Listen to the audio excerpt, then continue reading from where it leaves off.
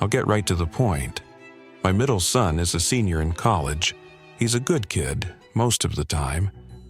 I'm a bit cross with him right now because he just asked me for money for a spring break trip to Hawaii with his friends, which kind of caught me off guard. Like I said, he's a good kid and I want him to enjoy himself, but something about the way he asked rubbed me the wrong way. His mother's been struggling with her mental health lately, and it would have meant a lot to her to have him around, but I guess he's more preoccupied with getting wasted on a beach with his frat brothers.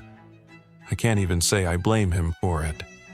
I was exactly the same when I was his age, and I see a lot of myself in that kid.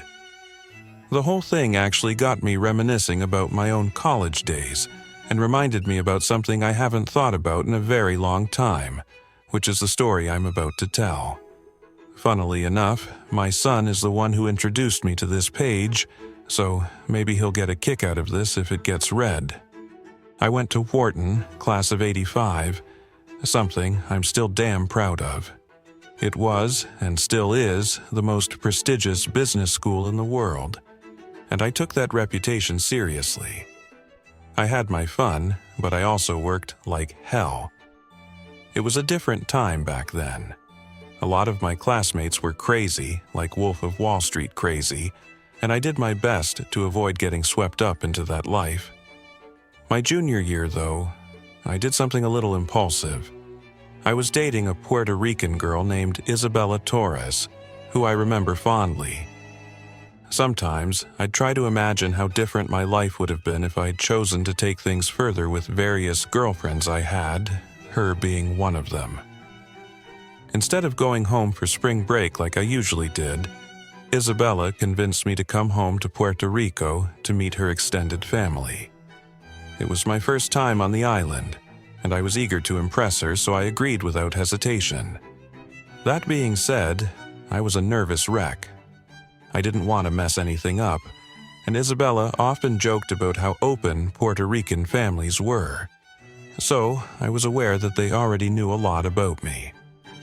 It turned out that my anxiety was mostly unjustified, as I got along really well with everyone upon meeting them, and it seemed like they really liked me. Most of the trip was about meeting her relatives, but we did have time for a few outings of our own. I mean, it was spring break after all. One of those outings was a hike through El Yankee, which, fun fact, is the only tropical rainforest in the U.S. National Forest System. Neither of us had a car, obviously, so Isabella's mother drove us and dropped us off at one of the most popular trailheads. The two of us were pretty devious, so we definitely took advantage of the fact that neither of us had to drive. The plan was to hike, enjoy the scenery, and sneak a little rum we'd packed. Everything was lining up to be perfect, but we quickly realized there was a big problem. The trail we were most excited about was closed. I don't remember why, flooding, maintenance, something like that, but all I remember was that Isabella was really upset. I tried to calm her down and told her we could just hike one of the many other trails the forest had to offer. She wasn't budging, though, and told me that the trail we planned on hiking was like the premier trail, and the other ones didn't even come close. How one hiking trail could be astronomically better than the other, I really couldn't tell you. She was adamant, though, and I had long since learned the dangers of arguing with her over something like this. So I asked her what she wanted to do instead, and she told me we should just hike the closed trail anyway. Like I said, I was kind of rebellious back then, and so was she, so when she proposed that idea, I was on board. We'd come all this way and now some rule was going to stop us. No chance. She gave me a look, and that was all it took. We made sure there was no one around, slipped past the barriers, and started up the trail, laughing like a couple of idiots. At first, it was exactly what we wanted. Better, even. It felt like we had the whole forest to ourselves, which was especially awesome given how popular this trail would have been otherwise. Imagine visiting a world-famous natural site, except you're the only one there. The kind of exclusivity is impossible to come by. Anyway, we hiked for a decent while, passing little waterfalls and admiring the beauty of the forest. And yes, we were also drinking. Not excessively, but just enough to feel a good buzz. It was really fun, I have to be honest.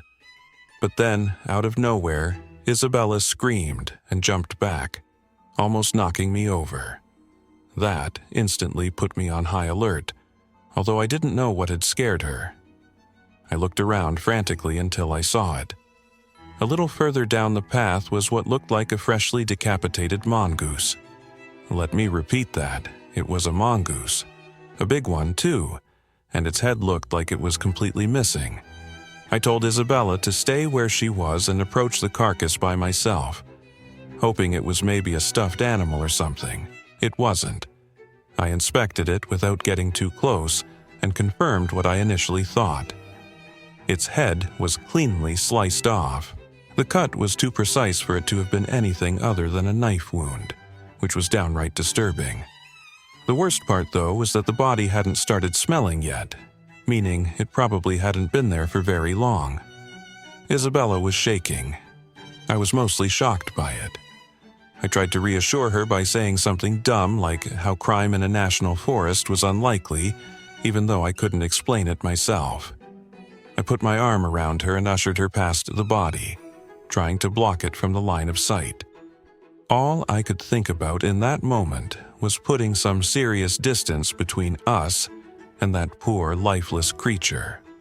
We walked in silence for a while, and even though we distanced ourselves from the mongoose, I could tell the moment was gone. The adrenaline rush had worn off my buzz and erased my good mood. As bad as I felt, though, I could tell that Isabella was significantly more shaken, and I couldn't imagine that she was even enjoying herself in the slightest. She said that she wanted to stick to our original plan of hiking the whole trail to the other side, but it was obvious that she didn't want to be in that forest anymore, and I couldn't blame her. As we were walking, I couldn't help but rack my brain, trying to figure out what we had stumbled upon. It didn't make any sense. I wasn't aware of the hunting laws there, but I couldn't imagine that hunting in a national forest so close to a pedestrian trail could be legal. And yet, that was the only explanation I could think of. Why they had left that mongoose's body there to rot was beyond me, but there was no other rational explanation. Maybe it was a hunter who had seized upon the opportunity to have that part of the forest all to himself, like we had. I really didn't know. Isabella and I hiked another mile or so with me trying to cheer her up the whole time, but nothing was working. Eventually, she admitted that she wasn't feeling well and wanted to turn back. I didn't argue, although I was definitely dreading having to walk past that spot again, mostly because I wasn't sure how it was going to affect her, and I just wanted her to feel comfortable. We retraced our steps, and I could tell we were closing in on the spot where the mongoose had been. I told Isabella to keep her head down so she wouldn't see, and she did. I braced myself as we turned the final bend, but when the spot came into view, the mongoose was no longer there. Someone had moved it. My heartbeat started racing, and I instantly began scanning nearby trees, terrified that there was someone hiding among them. I was not prepared for what came next. Instead of seeing a person, I noticed something hanging from one of the trees. It was a mongoose. It was strung up with twine, its paws tied together. There was a sickly green liquid dripping from its body that hadn't been there before, and it was rotating slowly in the wind. I couldn't help but curse out loud when I saw it, which caused Isabella to open her eyes. As soon as she saw it, she let out an awful, blood-curdling scream of pure terror. Before she could freeze up, I grabbed her wrist and told her to run. We took off sprinting down the trail, trying not to trip over each other. I let her go in front of me and kept looking over my shoulder, half expecting someone to be following us. Instead, a deafening scream rang out from somewhere behind us. It was a woman's scream, and it was absolutely terrifying, It sounded like the kind of scream someone getting attacked would make. I felt Isabella's body jolt mid-stride, and for a second, I thought she was going to collapse. She let out this panicked sob and tried to push herself even harder, but she was already out of breath.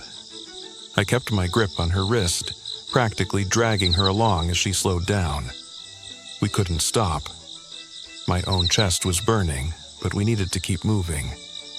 Eventually, Isabella could barely run anymore, so we had no choice but to slow down to a fast walk. I turned around completely and started walking backward, keeping my eyes locked on the trail behind us. I was bracing myself for a fight, and something had strung up that mongoose. Something had caused that scream. I was 100% sure that I'd see something charging towards us any second, but nothing ever happened.